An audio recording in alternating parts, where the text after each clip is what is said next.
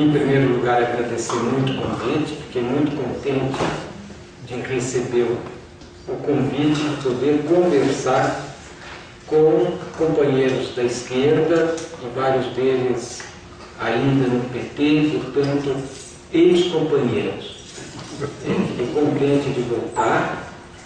A última vez que eu vim aqui, eu vim para fazer um debate com o Fernando Haddad, e achava muito boa essa ideia de ter um espaço de debate, porque eu acho que a esquerda brasileira precisa muito debater.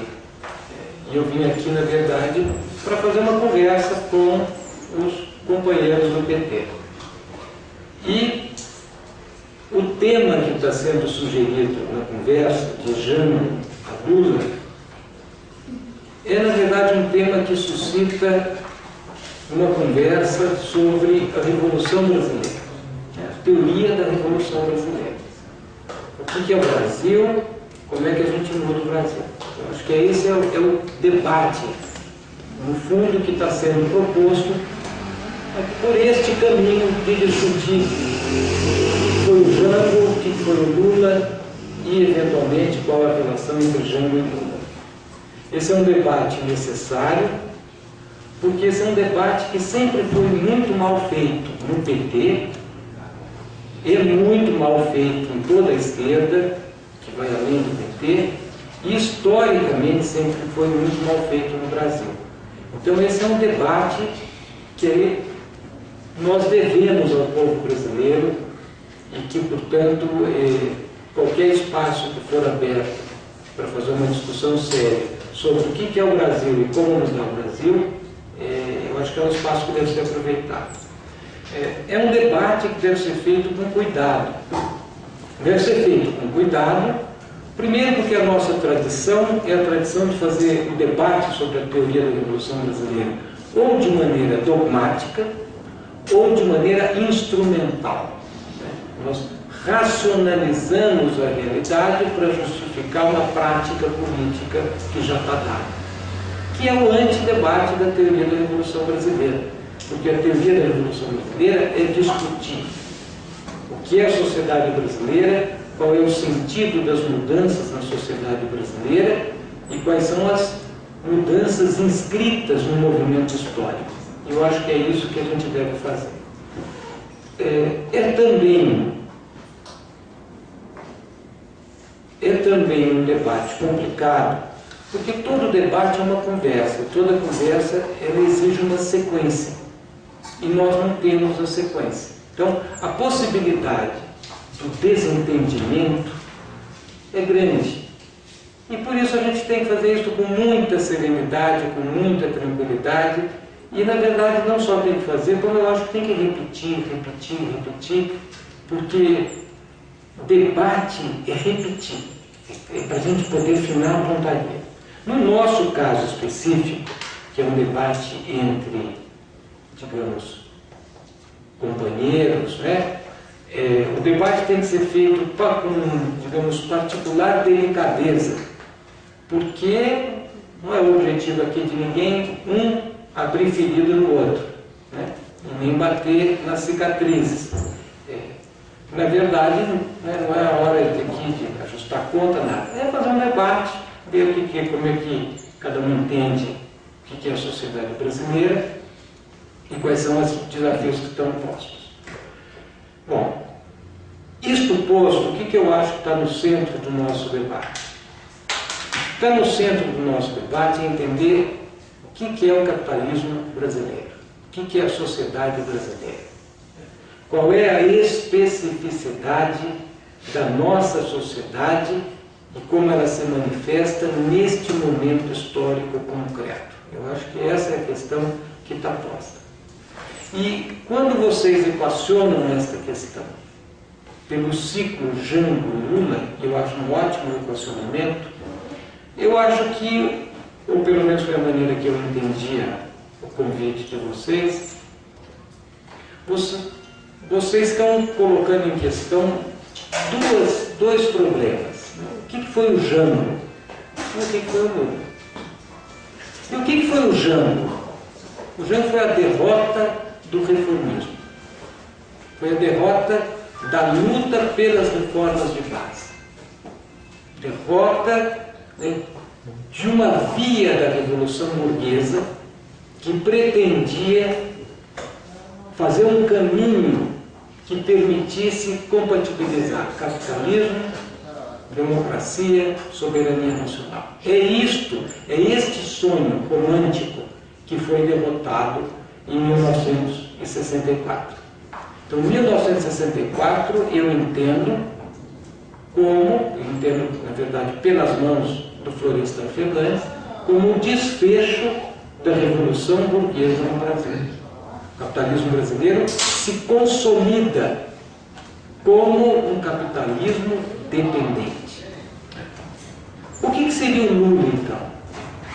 A questão que fica muito para quem é petista, para quem foi petista, né, é se o Lula seria, então, uma espécie da revanche do reformismo, do troco, da virada de jogo. Perdemos em 64, amargamos digamos, um longo purgatório, mas agora chegou a nossa vez. Pode não ser do jeito rápido, pode não ser de uma maneira intensa, mas agora, finalmente, chega a vez da mudança novamente. Eu acho que é essa a questão que está posta, e no fundo é isso que eu quero discutir. Qual é o espaço da mudança no Brasil?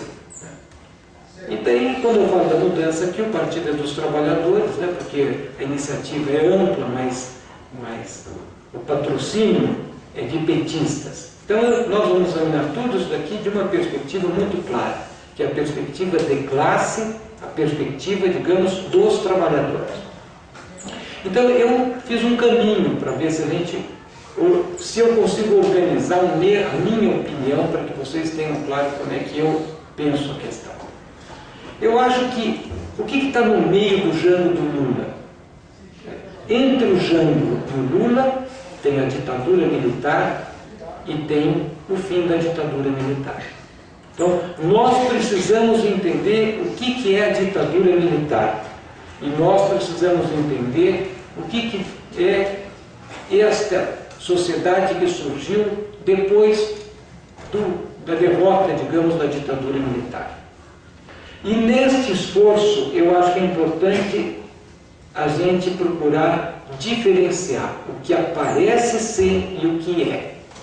Uma coisa é a aparência e a outra coisa é o que é, a essência. O que é a ditadura militar? Eu vou pegar o título da autobiografia do Furtado. Ele faz um primeiro livro, é a fantasia organizada. É o Jango. A ideia de que nós íamos fazer as reformas de base e íamos consertar o Brasil. Acertar as contas com o nosso passado colonial, com o nosso passado dependente. Essa era a fantasia organizada. Depois do golpe, o Furtado sintetiza um ciclo de vida dele com a ideia de fantasia desfeita.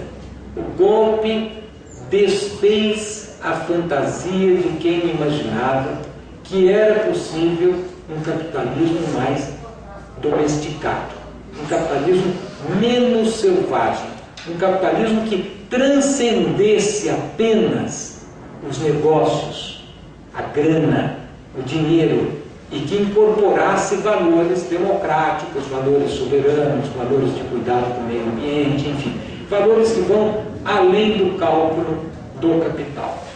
Então, o que é a ditadura? A aparência que ela mesma se deu foi de uma revolução. As pessoas falam Revolução de 64. Mas, na verdade, o que foi a ditadura militar? Foi uma contra-revolução.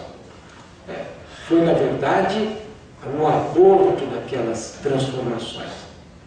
Isto é que é a essência desta revolução, que é a ideia do Florestan sobre o capitalismo dependente no Brasil. A ditadura representa a vitória da via pragmática de constituição da sociedade burguesa no Brasil. No risco de democratizar a sociedade, no risco de enfrentar o imperialismo, a nossa burguesia dá as costas para os trabalhadores, dá as costas para o povo brasileiro, dá a mão para o imperialismo e cristaliza o capitalismo brasileiro como um capitalismo dependente. O Estado brasileiro como um Estado autocrático burguês. Essa é a ideia do Florestan. Neste período, o Brasil cresce. Foi o período do milagre econômico. O Brasil avança na sua industrialização. Esta industrialização, na aparência, parecia indicar que o Brasil estava deixando de ser subdesenvolvido.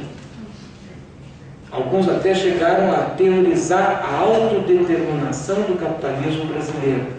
A ideia de que o capitalismo brasileiro era autodeterminado. Mas, na essência, o que nós tínhamos? Capitalismo dependente. Ou seja, nós criamos uma sociedade, o que é o Estado autocrático burguês? É a ideia de um Estado que atua monoliticamente a favor da burguesia, que cristaliza o espaço político brasileiro como uma democracia restrita. Tudo isso é Florestan Fernandes. Restrita a quem? Restrita à plutocracia. Para a plutocracia existe democracia. Para o resto do Brasil existe, para você direto, existe uma ditadura implacável da plutocracia, da burguesia plutocrática brasileira. E o que é o capitalismo dependente? É o capitalismo que recicla a dependência externa e as desigualdades internas. Uma desigualdade extrema, cuja marca é a segregação social. É um país de segregação social. Então, este é um capitalismo que, de um lado, depende da superexploração do trabalho. O mais curioso é que a nossa burguesia, ela mesma reconhece a superexploração do trabalho. Ela fixa o salário mínimo num nível, constitucionalmente, que o Diese calcula. E diz, abaixo de R$ 1.600, R$ 1.700 não é possível viver. O salário mínimo do Diese. Mas não é do Diese, é o salário mínimo do Estado brasileiro. Mas quanto que ela paga? Paga 600 e pouco. Esta diferença é a superexploração do trabalho no cálculo da burguesia, não no meu cálculo. Então esse é um capitalismo complicado, porque esse é um capitalismo que depende da superexploração do trabalho, depende da aliança com o imperialismo. E, portanto, este é um capitalismo que não abre espaço para a acomodação das demandas da grande maioria do povo brasileiro. Eu vou dar um exemplo atual, que me veio fazer um parênteses um pouquinho na minha sequência para não ficar muito abstrato. O que é isso? Isso quer dizer muito claro, quer dizer o seguinte, a burguesia brasileira não pode pagar R$ 1.600 de piso, que é o que ela considera o mínimo. A burguesia brasileira não pode fazer o SUS, que é o que ela definiu que tinha que fazer. A burguesia brasileira não consegue dar educação pública para todo mundo. Então, vamos fazer um cálculo de política social. Agora os estudantes estão fazendo uma campanha pedindo 10% do PIB para a educação. Se a gente for conversar com os médicos que trabalham com saúde pública, e o Néder, eu não sei se tem gente do Néder aqui, é um homem vinculado à saúde pública, eles dizem que para ter o SUS funcionando, seria necessário pelo menos 7% do PIB. E se a gente conversar com o pessoal do saneamento básico, eles vão dizer, para ter saneamento básico, o Brasil precisa de investimentos durante 8 anos equivalentes a 2% do PIB. E se nós formos somando tudo isso, a soma vai dar mais ou menos 25% a 30% do PIB. Vocês vão dizer, bom, mas então está tranquilo, porque a carga tributária brasileira está em quase 40% do PIB. Os tucanos gostam até de fazer impostômetro, eles idolatram a carga para diminuir a carga tributária. Eles acham que é muito. Eles são tão azarados que o Serra vai fazer ajoelhar na frente do impostômetro, quebra o impostômetro. Vocês lembram disso? É muito uruca. Mas enfim, independentemente disso, a burguesia martela muita carga tributária. Mas se a gente for pegar, quando a gente pensa na receita do Estado, o que importa não é a carga tributária bruta, é a carga tributária líquida. E qual é a carga tributária líquida do Brasil? Mais ou menos, depende do ano, em 2010, 2009, estava em mais ou menos 13% do PIB. O que o Brasil precisa? 25 a 30, só para fazer política social universal. Só. E quanto que tem para fazer? Tudo. 13% do PIB. Esse é o capitalismo real. O cobertor é curto. E o pé que vai ficar de fora é o pé do povo. Porque o que tem é para cobrir a burguesia e a plutocracia brasileira. Então, este é o capitalismo real brasileiro. Bom, é isto que é a ideia de um capitalismo selvagem, de um capitalismo dependente. Ele não cede porque ele não tem espaço para ceder. É isto que se instaura na ditadura. Aí, mas veio o fim da ditadura. O que é o fim da ditadura? Na aparência, é o quê? É a democratização. Alguns mais ou menos diriam até que é a redemocratização. Tem cara de democracia, porque existe um ritual eleitoral que convoca a população sempre a votar. Mas, na essência, este Estado de Direito, ele instaura a essência da democracia, qual? Ou seja, ele quebra a democracia restrita e ele amplia a democracia para o conjunto da população. Então eu queria resgatar essa ideia de democracia. O que é democracia? O Florestan Fernandes diz que a essência da democracia é a possibilidade do povo recorrer ao conflito como forma legítima de conquista de direitos coletivos, o que é razoável. Só vai ter direito se tiver luta, e qualquer luta é um conflito. Então, a sociedade que é tolerante com o uso do conflito como forma legítima de conquista de direitos coletivos, então esta sociedade, ela é democrática. E eu pergunto, a sociedade brasileira, depois da redemocratização, ela é tolerante com o sem-terra? Ela é tolerante com o sem-teto? Ela é tolerante com os estudantes da USP? Aí eu já estou falando do frufru do frufru. Por isso que o que acontece na USP é gravíssimo. Porque se eles criminalizam o movimento estudantil da USP, é uma medida do que vem para baixo. Então, essa que é a questão que está posta. O que é a nossa democracia? O que é a nova república?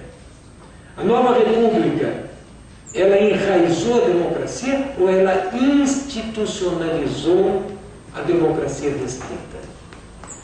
Na minha opinião, ela institucionalizou a democracia restrita. E nesta institucionalização existia uma pedra no sapato. existia uma força antissistêmica que não aceitava esta institucionalização feita no padrão brasileiro de resolver os problemas políticos. Conciliação das elites por cima, que era o PT. Era o PT, e eu diria o seguinte, e todo aquele forte movimento que, na verdade, se articulava em torno do PT, CUT, MST, enfim, movimentos da saúde, enfim, todas essas forças aqui, que eu vou agora dizer que era o PT. O PT organizava tudo aquilo. Depois a gente volta ao PT. Mas tinha neste processo, que é a Nova República, o Plano Cruzado, né, culmina com a Constituinte, tinha sempre o contrário. Tinha sempre alguém que dizia, olha, não está bom, isso aí não é suficiente, falta mudança, nós queremos democracia para fazer transformação social, que era o PT. Então, fica isto no ar, né? Uma institucionalização que tinha seus problemas.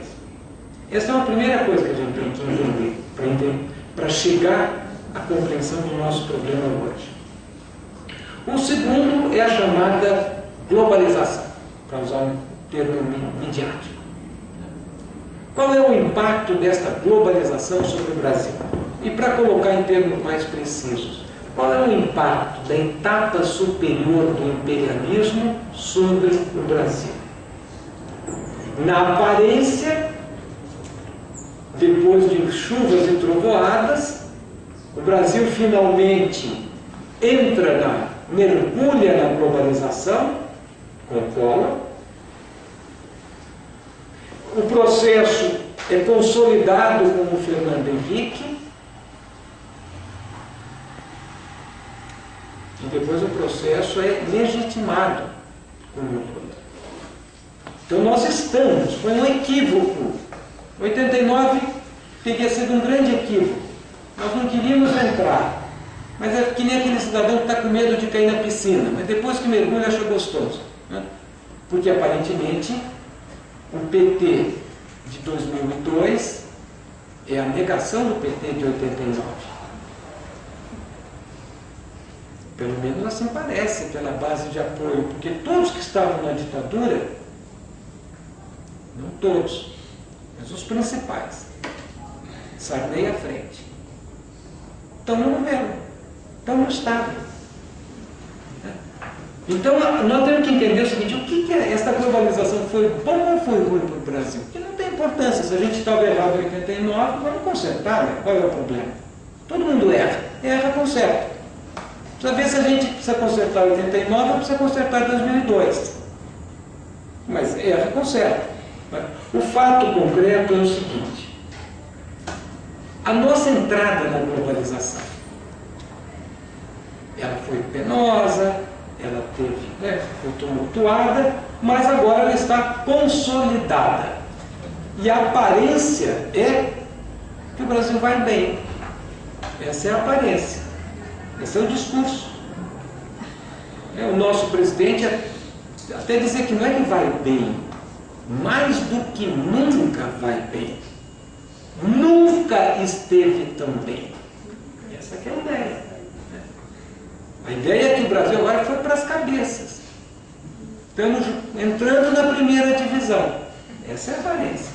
G20.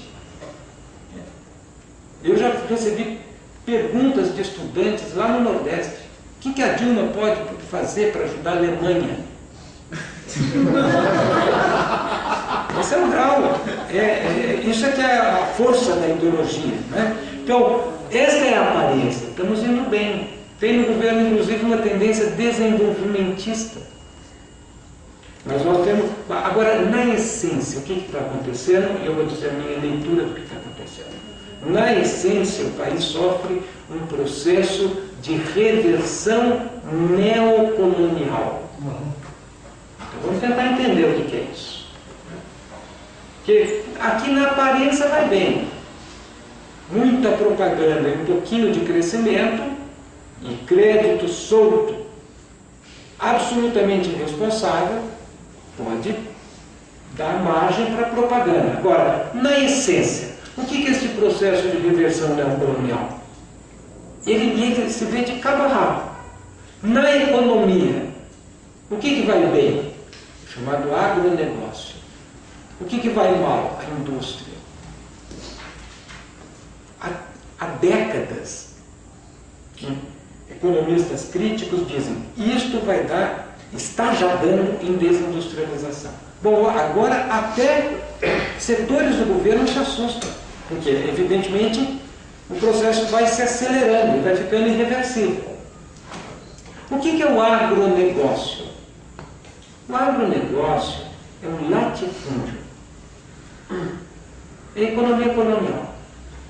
Produção em grande escala, monocultura, exploração de mão de obra barata, depredação do meio ambiente, produção de mercadorias para o mercado internacional. Esse é o agronegócio. Eu me lembro de ver uma declaração do Lula, e eu estou falando para os companheiros petistas do jeitinho que eu falo para qualquer companheiro. Logo no começo do governo, o Lula, num arrobo, ele era bom de arrobo, dizendo, porque ninguém vê o novo é a Revolução Verde.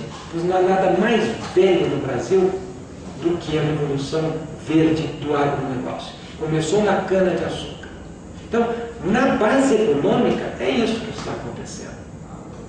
E nas relações de produção? A nossa burguesia está mais forte ou mais fraca do que a burguesia dos outros países? Porque essa é a medida. O Brasil está sofrendo uma desnacionalização ou ele é que está saindo às compras, a burguesia brasileira, no mercado das economias centrais? Qualquer um, é só ver os dados. Nós estamos sofrendo uma desnacionalização. Mas tem multinacional brasileira. Pior ainda para o Brasil. Se a gente for pegar as 150 maiores empresas do mundo, que controlam mais ou menos 80% da produção mundial, metade é americana. 1/3 é europeia. 15% mais ou menos é japonesa. Nenhuma é brasileira. Quem manda no capitalismo é quem é forte, economicamente. Então, claro, a Petrobras é forte, mas ela não é da primeira divisão do capitalismo mundial. E a população? E o nosso problema secular? Qual é o nosso problema secular? É a pobreza? Não. É a segregação social. A segregação social está sendo enfrentada. Não existe mais segregação social no Brasil, porque agora tem classe média.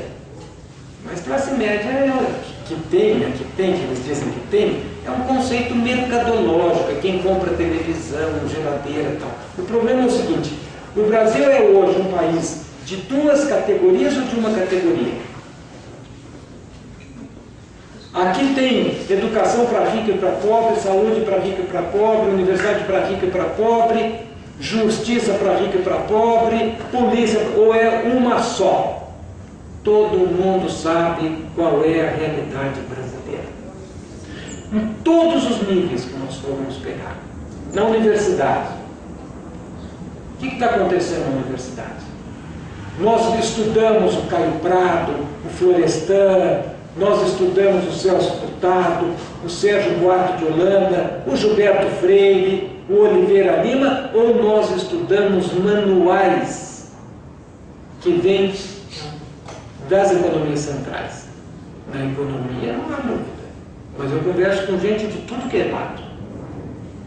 Então, em todos os planos, o processo de formação do Brasil, de criação de um Estado capaz de controlar o capital, de buscar conter as taras do capital em todas as dimensões, esse processo está sendo comprometido. Isso é que é a reversão neocolonial. Não é que não vai ter Estado forte. Nunca o Estado no Brasil foi tão forte para defender o capital, para defender a moeda, para arrecadar, para vincular a arrecadação a pagamento de juros.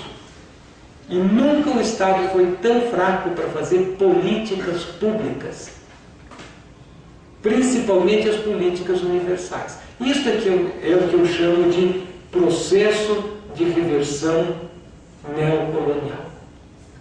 Agora, se a gente sair do Brasil e for olhar a América Latina, nós vamos ver que essas duas características que eu mencionei na conversa não são privilégios do Brasil. A América Latina também é hermética à mudança. Todas as iniciativas para mudar, para civilizar o capitalismo latino-americano terminaram em golpes militares. O exemplo maior disso é o Salvador Allende, no Chile. A expressão mais robusta, mais vigorosa, mais forte de um reformismo consistente termina com o Pinochet. Mas são todos os países. O único que não foi derrotado por uma ditadura de esquerda foi Cuba, mas teve que sair do capitalismo para poder sobreviver, porque o capitalismo aqui é um capitalismo selvagem. Ele precisa da superexploração. E por isso ele precisa dar a mão para o imperialismo. E por isso ele é selvagem. Essa é uma característica comum.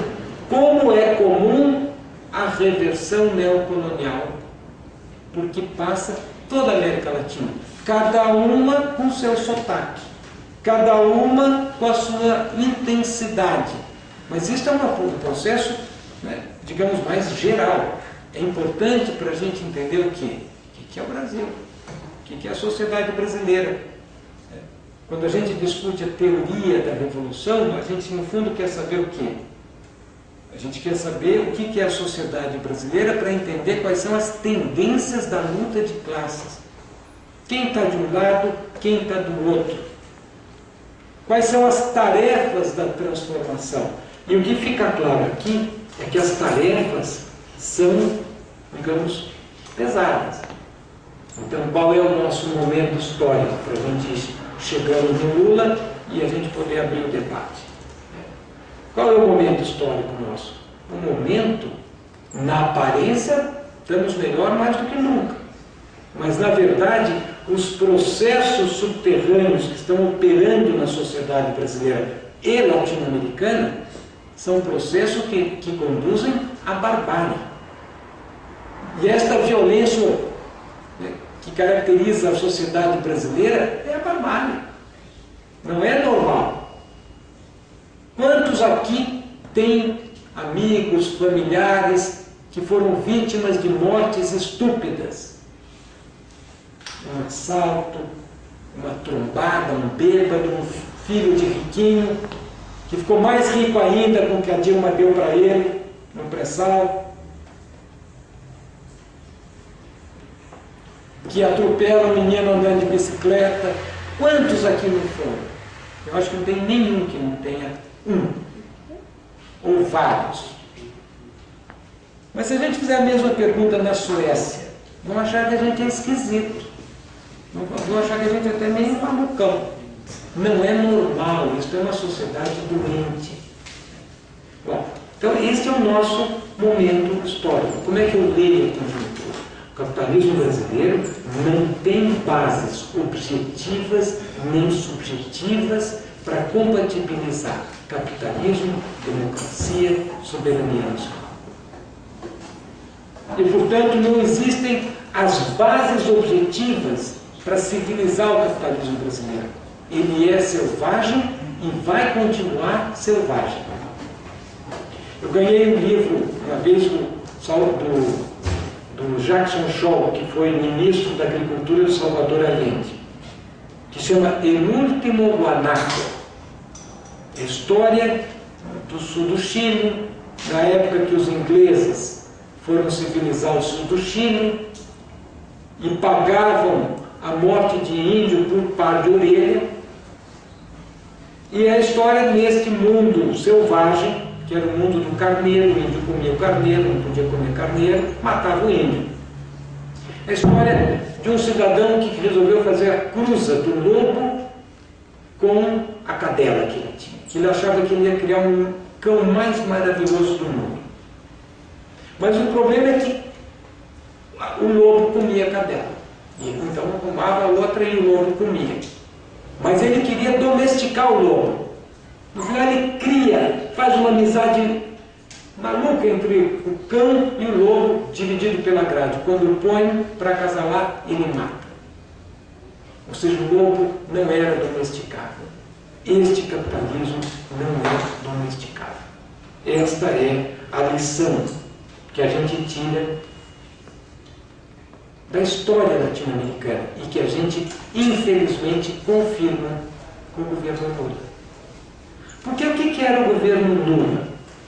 Eu não estou falando do Lula, porque as pessoas dizem, a culpa é do Lula, então a culpa é do Zé Dirceu, a culpa é da direção do PT, a culpa é do PT, a culpa... Não, vamos ser claros. Onde é que estava a CUT? Onde é que estava o MST? Onde é que estávamos todos nós? Não houve um movimento de massa para empurrar o governo para as reformas. Aquilo foi o conjunto. Nós perdemos no conjunto.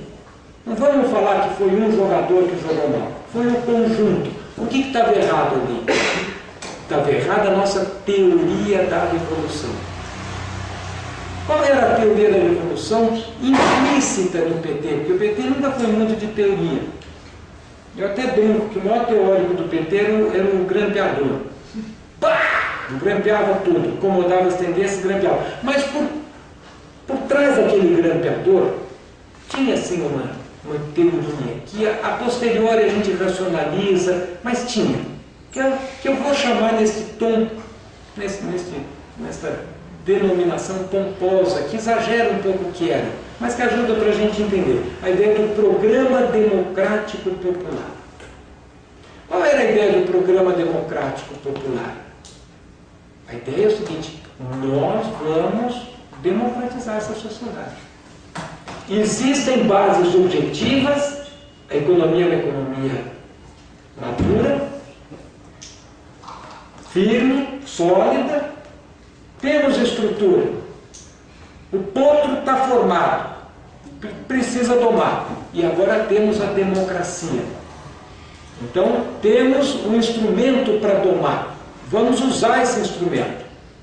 Mobilizamos a população, reunimos força política, desaguamos no institucional, vamos, sem pressa, criando as condições políticas para domar o potro. E assim chegamos na presidência. E foi a chamada prova dos 9. Essa que era a ideia. Né? E a prova dos 9 é que existe uma grande distância entre o que a gente dizia que ia fazer e o que de fato foi feito. Porque, na hora de... Por quê? Eu me lembro que no começo do governo Lula, a esquerda perplexa, não precisava ficar tão perplexa, porque os sintomas já vinham, mas enfim. Porque é o seguinte, por que o Lula faz isso? Não entendi, todo mundo falando, não estamos entendendo qual é o jogo do Lula. E na verdade, o problema é muito simples, eu acho. O Estado brasileiro é um Estado autocrático, é uma democracia restrita. Ou o Lula, o PT, nós, mudávamos o Estado, ou este Estado, se nós fôssemos fazer o programa democrático, ia nos repelir. É verdade isso. Aliás, isso era bem dito. Se fizer aquilo, derrubam o Lula. Ótimo. Então, como o Lula não mudou o Estado mudou o Lula. E eu cheguei a conviver bastante com o Lula. Fui escravizado pelo Lula. Não, auto-escravizado. Como todos nós. Fazíamos tudo com o maior prazer e com grande alegria. Mas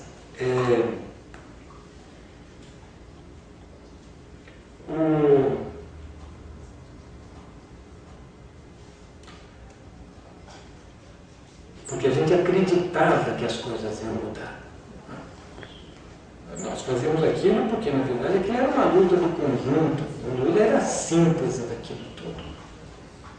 Mas quando... qual era a ideia? É o seguinte, olha, por que não pode fazer aqui? Tem que ir devagarzinho. Mas, na verdade, o que nós assistimos foi o contrário. O que eu ia dizer é o seguinte, eu cheguei a conviver com o Lula. Pouquinho. Muitos aqui conviveram muito mais. Mas eu sabia qual eram as companhias. Aliás, nós sabemos quais são as companhias. Só de olhar no olho, um sabe quem. Quem é de esquerda sabe direitinho quem é de esquerda. Ainda que tenha diferenças com essas pessoas. E o Lula mudou de companhia. É outra companhia. E é fácil de ver. E se a gente não quiser se enganar, está lá. É só ver o que é este governo.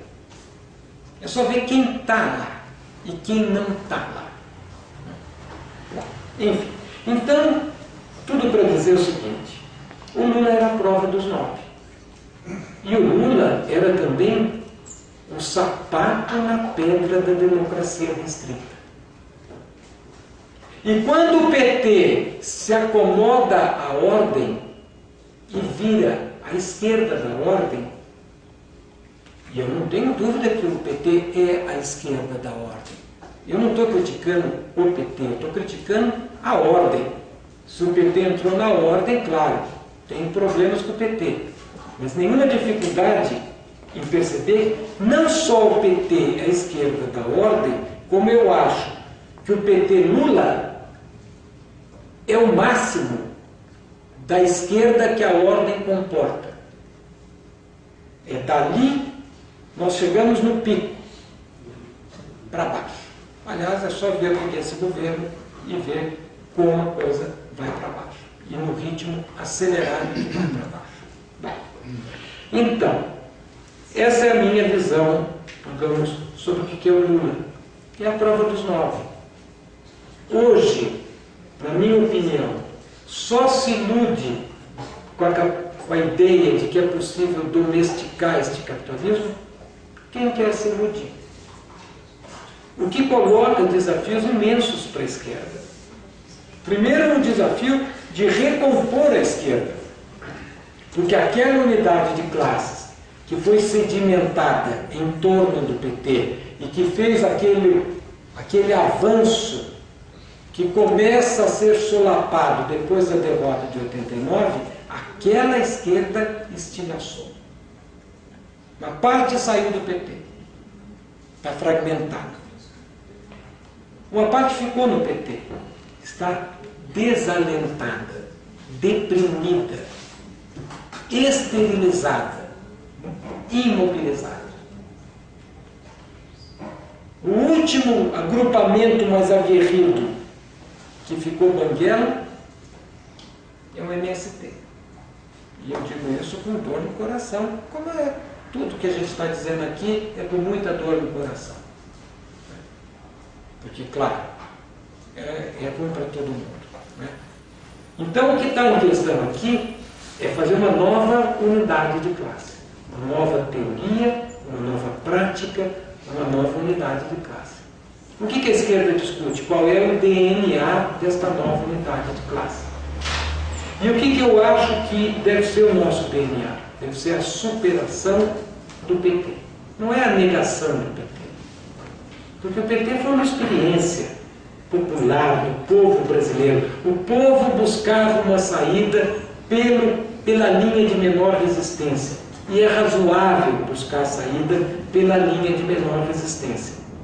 Mas a história brasileira, a história latino-americana, ensina na prática que a saída não vai ser pela linha de menor resistência. O que quer dizer o quê? O que quer dizer o seguinte: a reaglutinação da esquerda tem que colocar, digamos, como tarefa a superação do capitalismo. Porque se a gente for sem passar por uma etapa de reformas dentro do capitalismo, porque ele não abre espaço para reforma. No máximo, ele abre espaço para um melhorismo, que na verdade é um menos piorismo.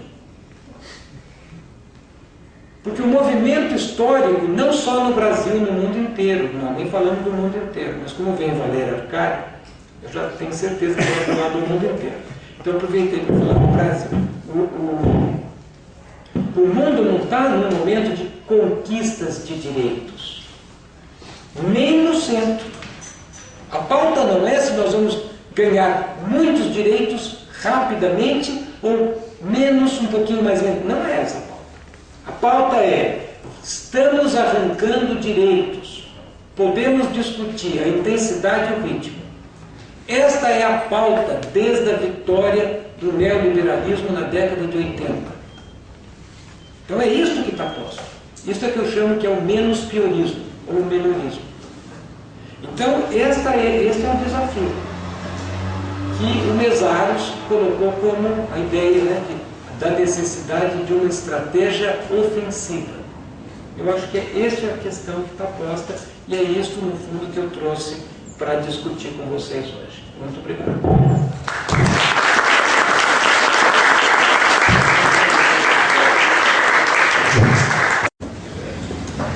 Porque o PT representa a esquerda da ordem, do status quo.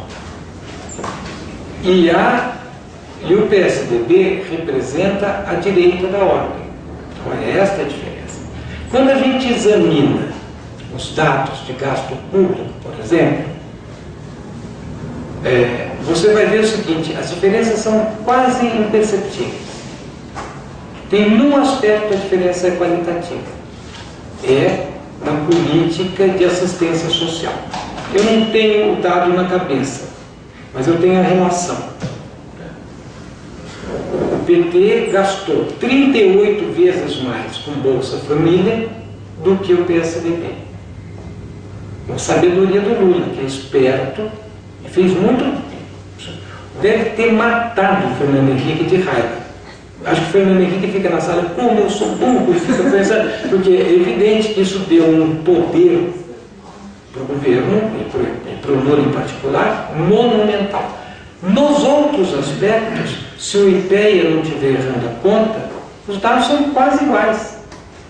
Você diz: puxa, mas parece que no PT é melhor, porque a economia cresceu. Em termos relativos, que é a ótica que você deve ter para poder julgar a prioridade é praticamente a mesma. Agora, é claro, se cai a taxa de juros, porque tem uma hecatombe internacional, estudar folga fiscal, o governo consegue agora aqui, mais para o fim, ter alguma margem de gasto público. Tem umas mudanças, mas são mudanças que são muito mais condicionadas pela conjuntura do que por uma ação do governo. Então, o que eu estou querendo dizer é o seguinte: o PT é a esquerda da ordem, o PSDB é a direita. Mas este intervalo, inclusive, tem se estreitado. A Dilma, hoje, está muito mais próxima do Serra do que do Lula de ontem. E o Serra está mais à direita do que o Serra de ontem. Então, todo o parâmetro está indo para a direita. Aliás, isso é a olho nu, todo mundo percebe isso com clareza. Então, tem sim. Tem também para a classe operária.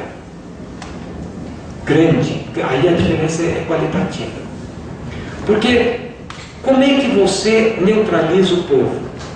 Você neutraliza o povo ou porque você esmaga o povo, PSDB, ou porque você corrompe o povo, PT. Mas essa é a tradição. O que importa é impedir a emergência do povo, impedir os conflitos, como forma legítima de conquista de direitos. Eu posso impedir na paulada ou posso impedir na cooptação. O método do PT é a cooptação. Cooptação das organizações, cooptação das lideranças. O método do PSDB mais tosco, mais bruto. Vai ser necessário em momentos de brutalidade. Em momentos de crescimento, não precisa. Esse outro método é 30 vezes mais eficiente para o momento. Então eu acho o seguinte, existe a mão direita e a mão esquerda da ordem.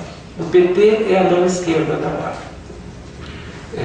Eu acho, quando eu falei superação do PT, eu não estou entrando, eu estou falando superação da teoria da revolução e da prática que daí decorre do programa democrático popular.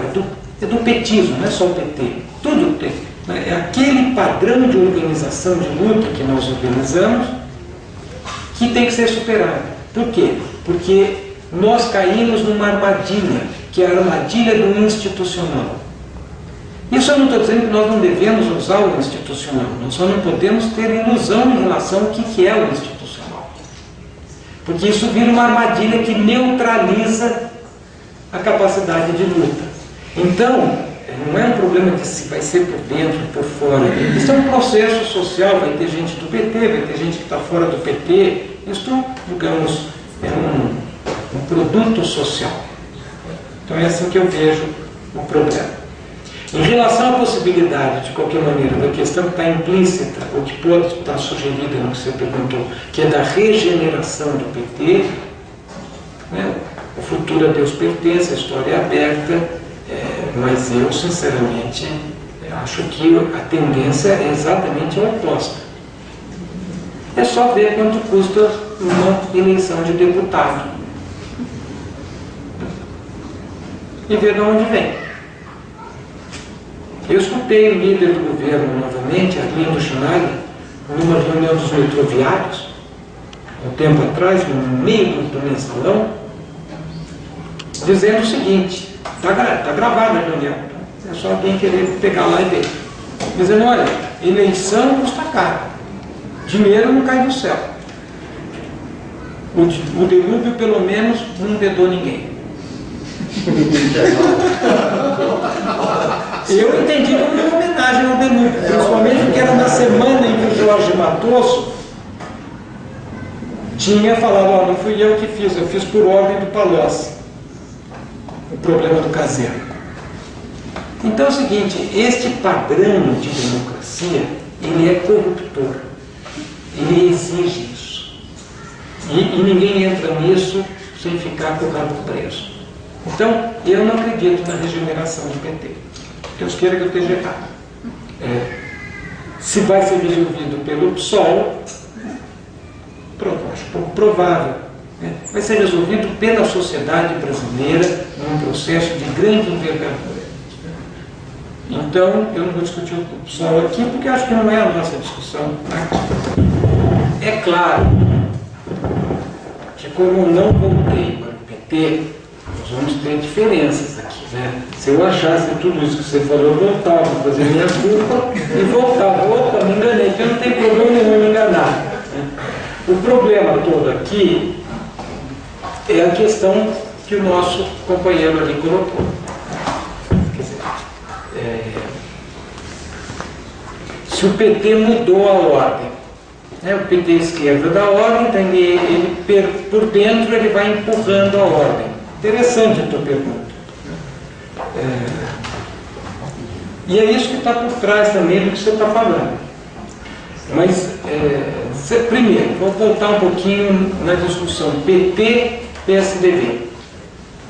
Se você pegar os dados, e eu tive que fazer isso na campanha, e comparar os dois, em tudo, salário mínimo, que já vinha recuperando, aumenta o ritmo de recuperação um pouquinho, Lula. Distribuição de renda, não essa distribuição da massa salarial, mas a distribuição funcional da renda, lucro salário. Se a gente for pegar, eu vou fazer uma média, um cálculo meu. É o seguinte, as coisas pioravam de maneira bastante inclinada no Fernando Henrique. De maneira até assustadoramente inclinada. No governo Lula, as coisas pioram de maneira mais horizontal.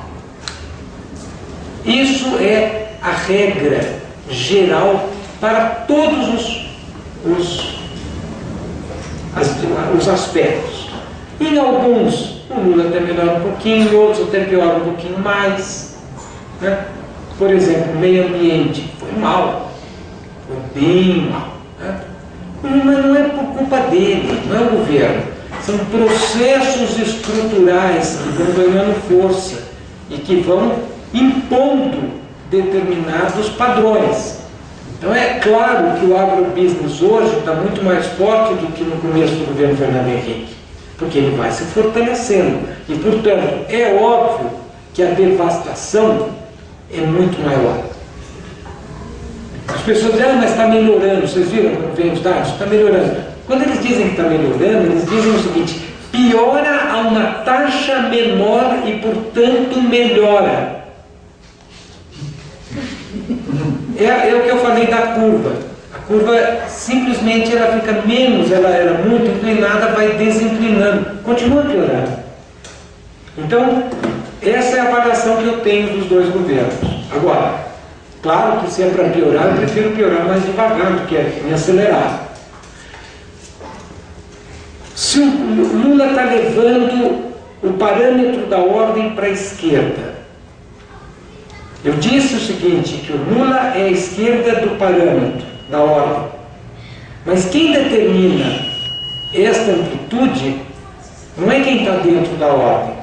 Um país em reversão neocolonial é um país que perdeu o controle do seu destino. Aliás, isso está claríssimo. A presidente vai lá para a Alemanha, numa coragem danada, e talvez no melhor arrobo retórico que eu vi a Dilma fazendo, ela falou, bolha, bolha, bolha. Mulher, pô, tá ficando boa de bobó. Foi a melhor retórica, e foi boa a retórica, e ela tem razão. Dá dinheiro para o banco, aquele dinheiro vira bolha. Só que a minha filha, a Joana, quantos anos?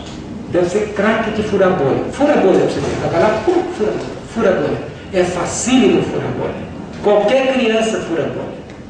Se a presidente tem medo de bolha, é porque o Estado brasileiro não tem força nem para furar bolha. Claro que é uma imagem, mas é uma imagem bem forte, porque é facílimo furar bolha. É só dizer o seguinte, não entra. Só que o Estado brasileiro não tem força para fazer isso. E são estes processos, o avanço do agronegócio, o avanço da devastação, o avanço da pirataria, o avanço do capital internacional, que vai jogando a ordem para a direita. Ou vocês acham que essa última campanha da Dilma foi uma campanha que pôs o debate mais à esquerda ou mais à direita? Eu, ao contrário, eu tenho uma visão bem diferente da sua. Eu acho que em poucos momentos históricos o Brasil viveu um período tão conservador. A campanha última foi a campanha da naturalização da desigualdade. A nossa candidatura representava, não só a nossa, mas as outras não tiveram, nesta democracia espetacular, nem direito a falar. E a nossa só teve porque a gente foi na justiça e garantiu. E foi um escândalo, porque um velho de 80 anos, de um partido minúsculo, dizia, tem desigualdade no Brasil. Porque a burguesia não queria escutar isso, e armou um circo para não ter isso. Porque nós estamos vivendo um momento mais conservador da história do Brasil, desde a abolição. Não em termos absolutos, porque logo depois da abolição tinha muito mais racismo do que tem hoje, tinha muito mais elitismo do que tem hoje, mas tinha a ideia que as coisas vão melhorar. E hoje você naturaliza. O máximo que se tem é fazer este Bolsa Família, 0,38% do PIB. Ridículo. 38 vezes mais do que o Fernando Henrique. Tudo bem. Porque o Fernando Henrique é pouco. Mas é isso que é o programa. Então, a ordem vem para a direita. A Dilma não é a esquerda do Lula. A Dilma é um governo dos negócios, mais vendido, mais fraco, mais corrupto. Ele é inteirinho, amarrado. nos negócios. Então eu não tenho essa visão otimista sua. Adoraria que eu estivesse errado, que você esteja certo. Não acredito nessa coisa de desenvolvimento regional. Se um presidente da República não consegue furar bolha, será que um prefeito consegue fazer desenvolvimento regional? O que é desenvolvimento? É o controle das mudanças. Tem menor controle das mudanças. O máximo que o prefeito consegue fazer é o seguinte: ó, você vem aqui, não paga IPTU, não paga água, não paga imposto, não paga nada, suja tudo e dê 2 empregos. É isso aí que é o desenvolvimento regional. Então, eu não acredito nisso tudo. Se você tiver razão, daqui a 20 anos eu faço minha culpa e venho aqui carregar a mala, ajudando os petistas nas coisas mais ou menos. Mas eu não acredito nada disso que você falou. Bom, e acho também que não tem mais espaço de cidadania. Acho que tem muito menos espaço da cidadania. E se alguém tiver dúvida se tem ou não espaço da cidadania, pergunta para os estudantes da Unicamp, que é o maior espaço de cidadania do país. Mas não é só a Unicamp. Porque se fosse só a Unicamp, isso seria um problema de um reitor meio neurótico, meio complicado. Tal. Não é isso. Na Unicamp é idêntico. A criminalização das lutas estudantis, sindicais, sociais, ela não é um processo só da USP. É grave ter chegado na USP. Então eu não acho isso. Acho que nós estamos vivendo uma ordem extraordinariamente conservadora, que naturalizou a desigualdade, que fecha os espaços para contestação e, portanto, a esquerda da ordem é cada vez mais à direita. Eu primeiro quero dizer que eu acho melhor mesmo as discussões mais profundas, mais estruturais, que vai ser mais produtivo aqui para nós. E as questões que foram colocadas agora são todas muito complexas, né? E nós vamos só encaminhar um pouquinho a solução delas, né? Ou pelo menos explicitar o jeito que eu penso. Porque agora é que nós começamos a colocar o dedo na ferida. Então, eu quero começar com a ideia que o André colocou sobre o problema da autocrítica. Né? E quero esclarecer uma coisa para que fique clara a minha opinião. Eu, na exposição, discuti o Brasil e o capitalismo dependente. E toda essa drama de quem vive no capitalismo dependente, que é dá para civilizar, não dá para civilizar. E cheguei a essa ideia de que não dá para civilizar. Que, na verdade, digamos, acho que a história me acompanha nisso daqui. Mas o André falou muito bem, falou, bom, quer dizer, o nosso não dá, mas outros dão. Então deixa eu deixar bem claro. Nem o nosso dá e nem outros dão.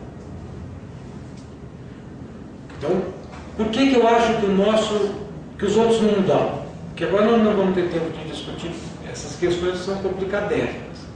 Mas eu remeto para a ideia do Mesários, crise estrutural do capital. Então, depois podemos fazer uma discussão sobre a crise estrutural do capital, porque é impossível a gente resolver isso. Mas é lá que está.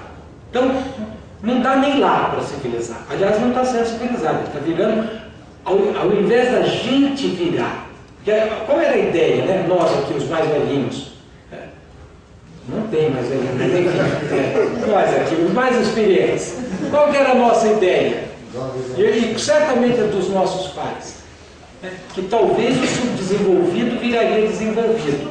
Na verdade, o que está acontecendo é que o desenvolvido está perdendo o controle e está começando a apresentar, com outras características, problemas de subdesenvolvimento, de dependência, ao contrário. Então, só para deixar bem claro, nunca deu aqui na periferia, e como diria o nosso presidente, hoje mais do que nunca não dá de jeito nenhum, porque nem no centro dá. Só para deixar isso claro.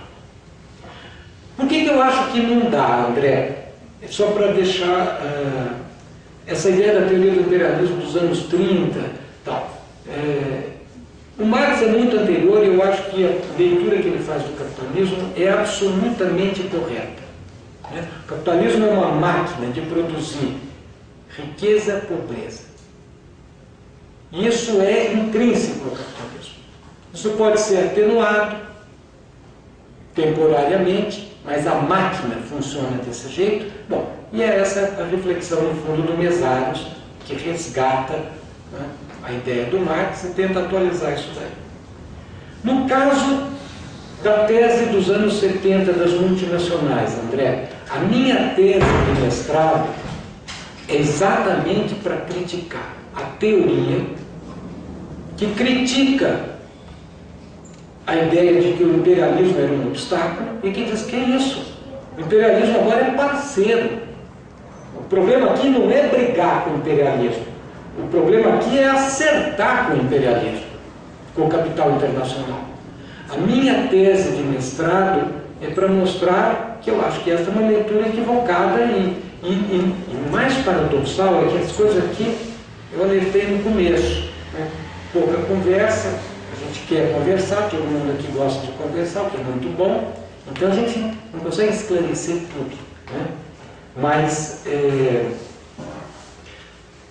o programa democrático popular tem uma ironia, porque nunca foi escrito, não existem teóricos do programa democrático popular, mas se existisse, qual seria a teoria que fundamenta o programa democrático popular do ponto de vista econômico? Diz, não, isso aqui é um capitalismo parrudo, forte, que dá para aguentar reformas. Não precisa da superexploração. E o imperialismo não é obstáculo, é parceiro. É a teoria do capitalismo tardio do João Manuel Cardoso de Mello. Paradoxalmente, do PMDB. Era o ideólogo do Ulisses. Esta é a coisa mais acabada que justifica isso. E a ideia que nós temos uma democracia tal, que dá espaço. Quem é que escreveu sobre isso? Qual seria o teórico disto? Fernando Henrique Cardoso. Talvez não seja o único. Certamente é um dos importantes. Então, curiosamente, o nosso programa, a fundamentação teórica disso, embasada, mais séria, que eu saiba, vem dali. Então, só para remeter, posso vir aqui, venho quantas vezes vocês quiserem, com o maior prazer, para fazer a discussão do capital internacional, porque eu acho que isso é complicado. Aqui nós não vamos ter condições de fazer isso. Mas a minha tese é uma crítica ao capitalismo tardio. E é para mostrar o seguinte, isso foi um equívoco. Agora, a questão, estou indo de trás para frente, da autocrítica. Né? Tem uma autocrítica. Aliás, eu falei aqui, a gente se jogava no PT com todas as esperanças e com toda a alegria do mundo, porque a gente acreditava naquilo. Né? Eu me lembro até de um diálogo com meu pai na França, quando eu mudei de posição. E que ele foi lá e começou uma discussão pesada e tal, e no final eu falei, olha, você quer ficar lá? Você fica. Eu perdi a fé, eu não vou ficar lá. Eu não acredito mais nada daquilo. Então teve sim para mim um momento, que é subjetivo. Quando que caiu a ficha em mim? Eu já conversei, essa tua pergunta comigo, também já fiz com muitos petistas. Né? E tive essa conversa que eu tive com o Klaus Germer, que foi na direção do PT, bela figura. E o Klaus falou, não, eu percebi bem antes. Eu não me lembro bem quando que ele falou. Que ele percebeu em 88, 86. Ele falou, percebi foi aqui. Ele tinha mais condições de perceber, ele estava dentro da direção do PT. Eu percebi em 89. Na campanha de 89, eu fui uma espécie de, digamos, estava à disposição do comandante. E fiz tudo o que ele pediu. E senti um pouco a vibração do avião. E senti a fragilidade enorme, principalmente da minha turma, que são a turma dos economistas. Inclusive a minha própria. Então eu tirei uma conclusão de 89. Inclusive em 89 a burguesia ganhou porque ela falou claramente, falou o seguinte, ela bateu na mesa e falou, não vão levar. Quer brincar de ganhar? Tá, tentem. Não vão levar. E o povão olhou e falou, não senti firmeza. Essa é a minha subjetividade. Em 89, de qualquer maneira, eu vi o partido pipocando, o nosso grande líder pipocando no debate, mas ele pipocava porque ele esponjava, do verbo esponjar, ele esponjava o conjunto do partido. Não estou em mau respeito pelo Lula, não é nada contra o Lula. Ele espelhou o que era comum. Eu olhei aquilo e falei, mas nós não estamos nem começando a entender qual é o jogo. Essa foi a minha percepção. Eu tenho que entender o Brasil. E eu me organizei, fui para o exterior, fiquei 3 anos lá, li todos os clássicos, que eu não tinha lido bem lido, para valer, Florestan, Caio Prado, Furtado, né? Fui fundo e vim com uma outra análise que não é esta do Programa Democrático Popular e tentei, com as imensas limitações, ir escrevendo para suscitar este debate. Por isso eu fico muito contente de estar aqui. Porque o que a gente quer é debater. Né? Quem escreve quer escrever para ser rebatido, para ser lido, para ser contestado, para melhorar a argumentação. Então, mas evidentemente, isso não foi. Não era o momento, ninguém queria discutir isso. Então, eu cheguei a esta conclusão. E mais, eu acho, na minha subjetividade, que a direção do PT também sentiu que nós não tínhamos força para mudar o Brasil. Do mesmo jeito que eu senti. Só que eu cheguei à conclusão que então nós temos que ir mais fundo e construir força para mudar o Brasil.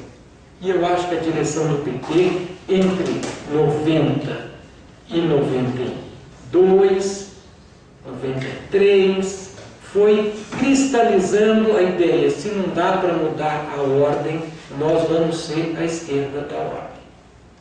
Essa é a visão que eu tenho. Inclusive isso tem coisas práticas. Por exemplo, o programa do Collor. A crítica do programa do Collor.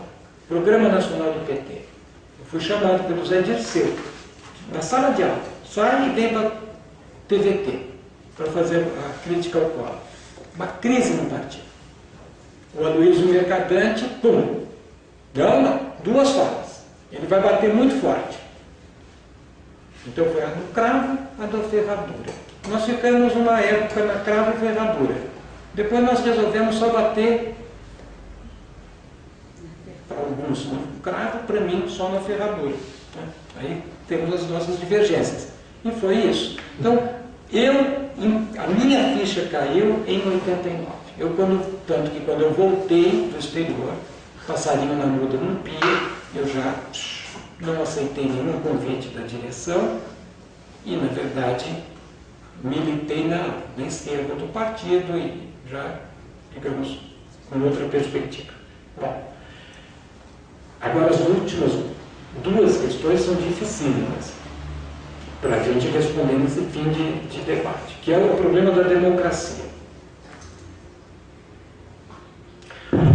Uma vez eu me lembro que eu fiz uma mesa na Espanha. E um professor espanhol lá convidou, tinha um cubano, um venezuelano, eu e um promotor americano-cubano. Gordo, tem nome, aquelas coisas americanas, que muito, né? Não é um gordo natural, é um gordo patológico e tal. Bom, e o homem era um anti-cubano completo. E foi para cima de Cuba. Então, já tinha falado com o venezuelano, já tinha falado com o cubano, e ele desancou Cuba. Com uma certa razão, porque tem problema de liberdade em Cuba? Tem, aí chegou minha vez. E já que é para fazer o debate, vamos ser honestos. E eu tive que reconhecer, tem problema de liberdade em Cuba? Tem. Mas tem menos do que na Venezuela. O companheiro cubano, venezuelano, concordou. tem menos do que no Brasil. Tem muito menos do que nos Estados Unidos. Aí quase deu um infarto no nosso promotor, que infelizmente não deu um infarto, mas quase chegou lá, então não saiu tão contente. Mas, enfim, este problema da democracia é complicado. Porque o que nós temos aqui? Nós temos uma democracia restrita. Restrita à plutocracia. Uma vez eu estava dando uma aula de democracia, no Florestan Fernandes, lá na Unicamp.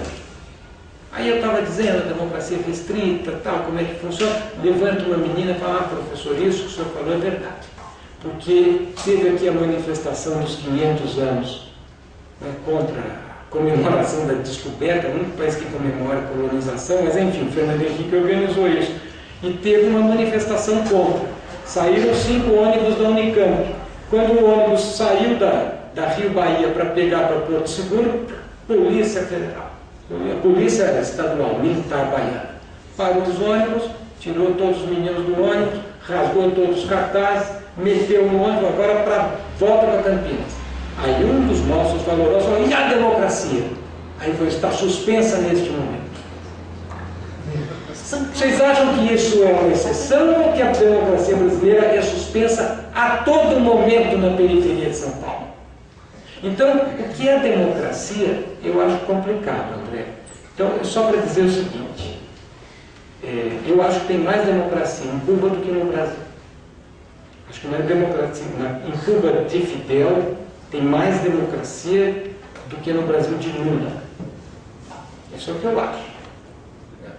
Mas esse é um debate também muito profundo, muito complicado, que nós não vamos resolver aqui no fim de debate.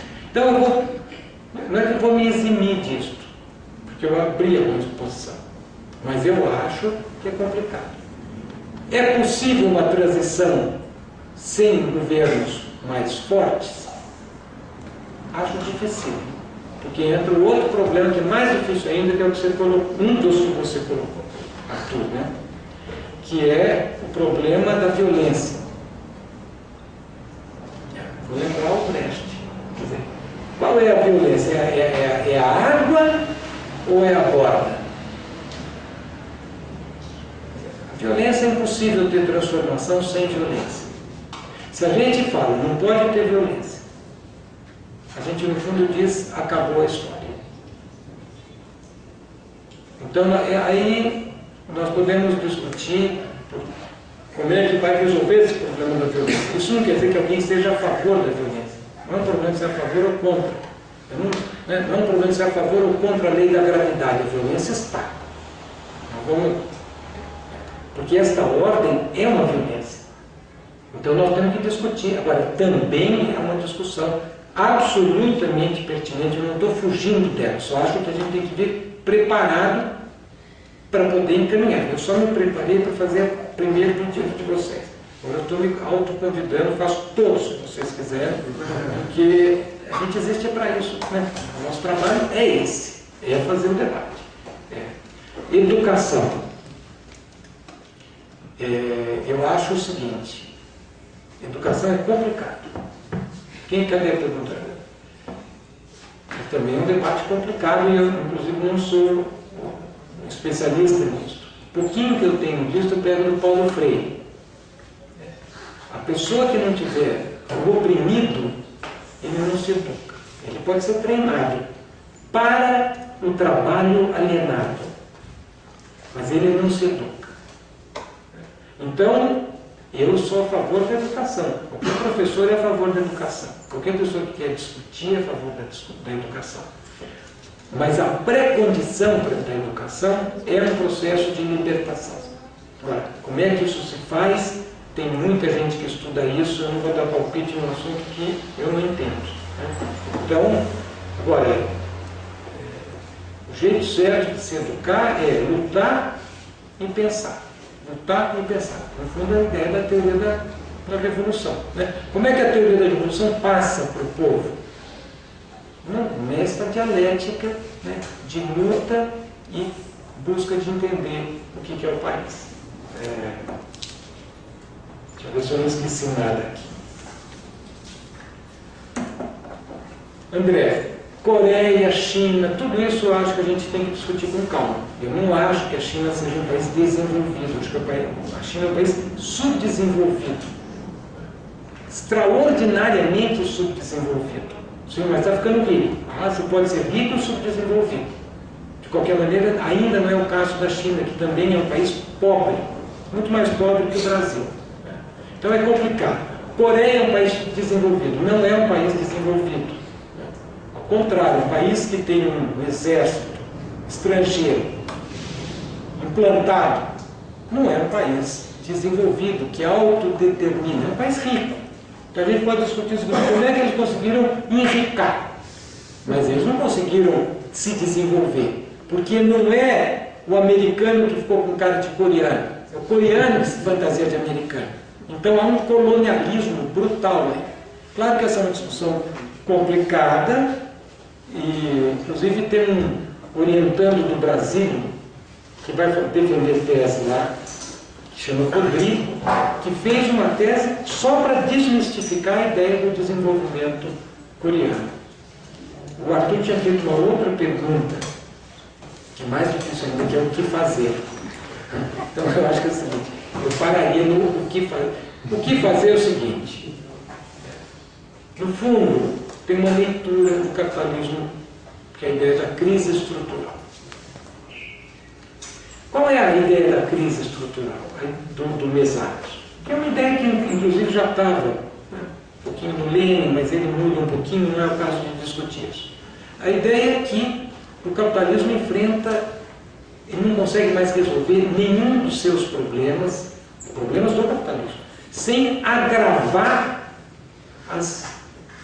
o problema do meio ambiente, o problema do desemprego estrutural, a incapacidade dos Estados de controlar o capital. Essa é a ideia. Então a ideia deles é que nós estamos num período histórico de transição do modo de produção, equivalente ao período digamos, para fazer uma analogia, assim como houve a transição do feudalismo para o capitalismo, diz o Meszaros, agora nós estamos numa transição do capitalismo para alguma coisa, ou para a barbárie.